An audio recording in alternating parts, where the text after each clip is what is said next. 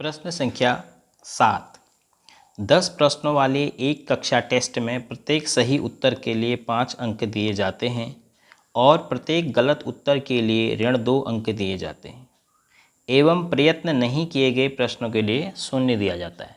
अर्थात अगर छात्र प्रश्न को नहीं करता है, न गलत करता है न सही करता है, तो उसको कोई भी अंक नहीं दिया जाता है। लेकिन गलत अगर उत्तर देता है तो ऋण 2 और सही उत्तर देता है तो 5 अर्थात धन 5।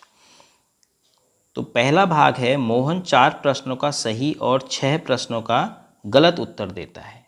तो मोहन 4 प्रश्नों का सही और 6 प्रश्नों का गलत उत्तर देता है। तो प्रथम भाग में मोहन ने सही कितने उत्तर दिए? मोहन ने सही उत्तर दिए हैं 4। तो मोहन द्वारा सही उत्तरों के लिए प्राप्त अंक कितने हैं? सही उत्तरों के लिए प्राप्त अंक बराबर 1 के लिए 5। तो मोहन ने सही दिए हैं 4, तो 4 गुणा 5 बराबर 20 अंक मोहन को मिले। अब मोहन ने गलत भी दिए हैं उत्तर। मोहन द्वारा गलत उत्तरों के लिए प्राप्त अंक, गलत उत्तरों के लिए कितने मिले हैं? हर एक के लिए ऋणात्मक 2, तो गलत उत्तर दिए हैं 6, तो 6 गुणा ऋण 2। अब आप जानते हैं धनात्मक और ऋणात्मक पूर्णांक गुणा हो रहा है तो ऋणात्मक आएगा, 6 दूनी 12। तो अब मोहन के कुल अंक कितने हो गए? तो मोहन द्वारा प्राप्त कुल अंक, मोहन के द्वारा कुल कितने अंक प्राप्त हुए? तो हम जोड़ देंगे 20 धन ऋण 12 है ये। तो इस प्रकार मोहन के हमें उत्तर पता चल जाएंगे बराबर 20। अब धन के बाद कोष्टक के अंदर का चिन्ह बदलता नहीं है, ऋण ऋण ही रहेगा, तो 20 ऋण 12 बराबर हो जाएंगे 8। धनात्मक 8 उत्तर मिले। किसी को ऋणात्मक भी मिल सकते हैं जो गलत उत्तर ज़्यादा देगा। तो मोहन के कुल अंक कितने आए? 8 आए। जबकि मोहन अगर गलत उत्तर नहीं देता तो मोहन के तो 20 अंक आ रहे थे, तो लेकिन 6 प्रश्न के उन्होंने क्या दे दिए? गलत उत्तर दे दिए, तो इस कारण उनके मार्क्स कम हो गए। द्वितीय भाग है, रेशमा के 5 उत्तर सही हैं और 5 उत्तर गलत हैं।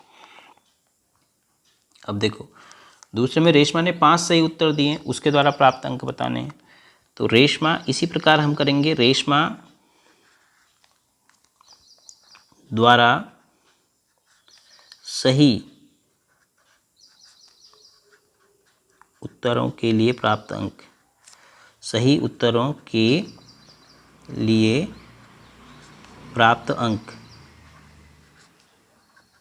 रेशमा ने 5 सही दिए हैं तो उसको कितने मिलेंगे? 5 गुणा 5, 1 पर 5 मिल रहे तो 5 पर 5 बच्चे 25 अंक मिल गए।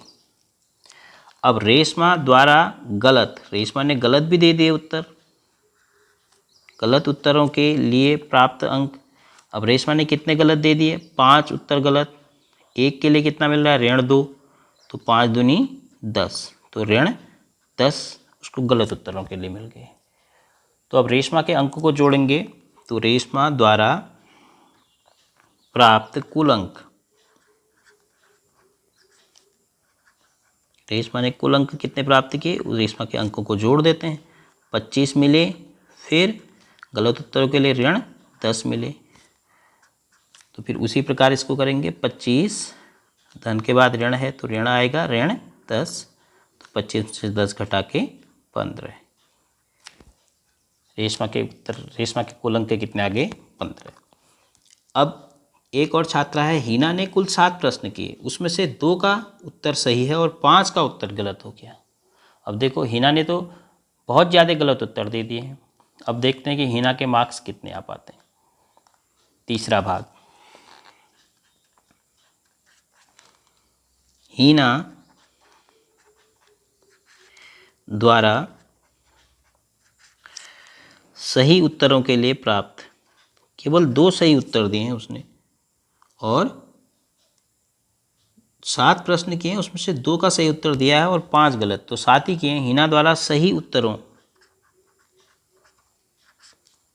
के लिए प्राप्त अंक।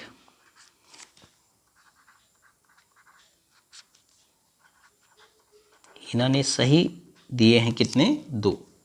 तो 2, 1 में मिल रहा है 5, तो 2 पंचे 10। हिना के मार्क्स आ गए 10।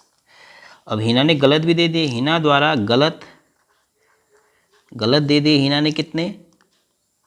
5 गलत दे दिए, क्योंकि कुल 7 किए, उसमें से 2 ही सही हुए, 5 गलत हो गए। तो 5 गुणा 1 गलत के लिए कितना मिल रहा है? ऋण 2।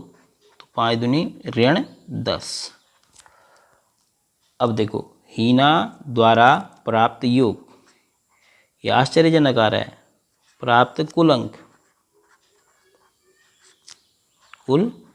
अंक बराबर 10 धन ऋण 10। तो बराबर हो जाएगा 10, धन के बाद ऋण 10, तो बराबर 0।